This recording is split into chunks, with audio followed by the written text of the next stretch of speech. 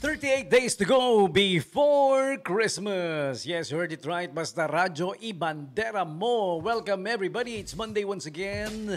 Welcome, Bandera Night Jams. Tayo'y muling magkakabalitaan, magtatawanan, magpapatugtog, or whatever you want. Speaking of whatever you want, ano man yung mga mensahe nyo or whatever na gusto nyo iparating dito sa Radyo Bandera, do it now. Text me up 0910-6909-501. Our hotline text and call digits din 0926-058-3917. All right? And we also have another one. Dami kami numbers. 0961-526-7459. Yan yung Radyo Bandera hotline numbers, okay? You may also comment. Ano man yung mga gusto nyo iparating, gusto nyo itanong. Tanungin nyo ako, kahit anong gusto nyo itanong. Parang si Doc Kenneth Salvatos lang, you know. Tanungin nyo ako. Magtanong ka, nauna. Baka may mga gusto kayong ipabati. Greet pala, hindi kami nang babati, no?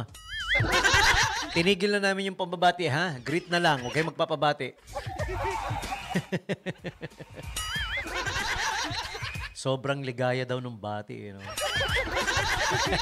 Uy, 38. 38 ba? Tama ba ako? 38 days to go before Christmas. Wow! 38 days na lang. Ang bilis na niyan, ano? Today is November 17. Ayan. O nga naman, November 17 na kasi, ano? Awa ng Diyos, hindi pa ako nakakapag-decorate ng pampasko sa bahay namin. Kasi naman, ayaw pa tumigil ng ulan. Paano ko magde-decorate? Mamaya, makuryente ako, di ba? Puro lights. Nasa terrace kasi yung dine-decorate namin, di ba? Tapos, may saksakan doon. May maraming Christmas lights, Christmas tree. Wala, di ko pa ma-decorate eh. Hirap mag-decorate pag umuulan. Hinihintay ko yung talagang tigil na. Kailan ba? Kailan ba talaga titigil sa pag-ulan? May papasok pa bang bagyo? Baka Christmas dyan, nag-uulan pa rin, ano? Yeah. Okay, 38 days to go before Christmas, November 17, 2025.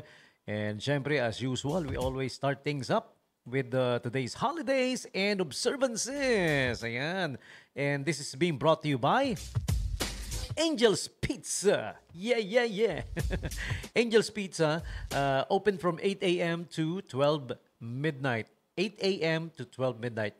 And wait, there's more. Pag Friday to Sunday pala, 8 a.m. to 1 a.m. dahil weekend, no? Pag weekend kasi maraming, alam mo na, maraming gimikan, nag-movie night, di ba? Tropa-tropa, nag-gather. Naabot na anong oras yan kasi midnight eh. Oh, di ba? Kasi weekend pala, I mean. Okay, you better save these numbers 0927-117-9020 and 0932-707-4045. Yan, yung kanilang caller text number, pwedeng tumawag ahead para sa advance order. Pipick upin na lang, di ba? Tsaka babayaran. Siyempre babayaran. Wala naman na hindi. Okay, they're having the Sulit Bundle promo offer. For only 1,049, meron ka ng 2 big family size pizza, any flavor, 1 medium size, 1 pink lychee lemonade, and APC card. Yun eh. Yung nagdala dun eh, APC card eh, no? Swerte may mga APC card dahil may kaakibat yan na buy one, take one forever. Okay? Visit their Facebook page para to check the offers, ha? To see what they have. So on now with today's holidays and observances, November 17, 2025, what's going on? Ayan, open natin. Open natin yung source. Source talaga, no? Uy, speaking of source, ha? Source Coffee. Wow, thank you, Source Coffee. Over the weekend, we did stand-up comedy show sa Source Coffee. Ang saya. Ang ganda ng reception ng tao sa show na ginawa namin. We would like to thank Source Coffee for helping us do that. For having us.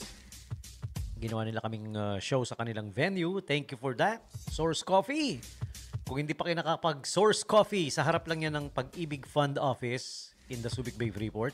Kung alam niyo yung Pag-ibig Fund, yung pagtawid lang ng intersection ng Rizal Gate, no? Di ba may intersection? Pagpasok mo ng Subic Bay Freeport.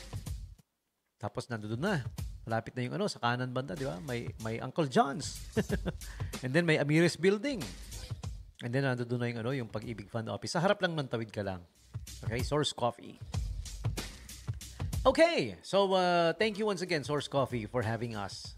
We had a great stand-up comedy show.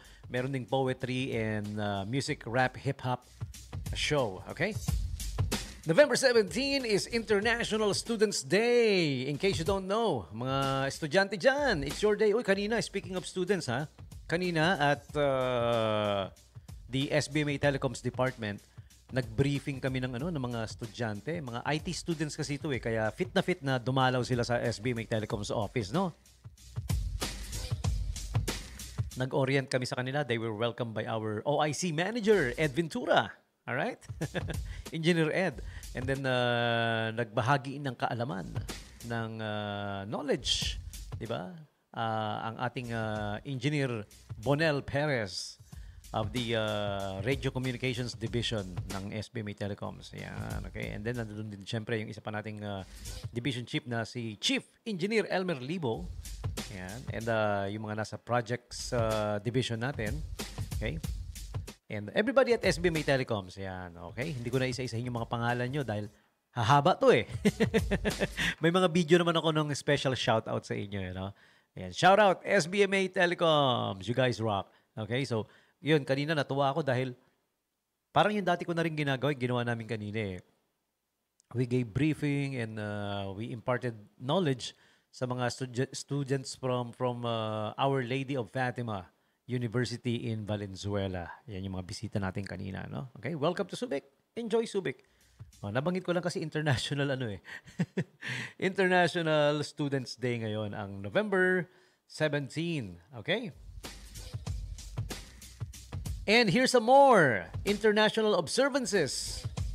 Today is Homemade Bread Day. Di ba?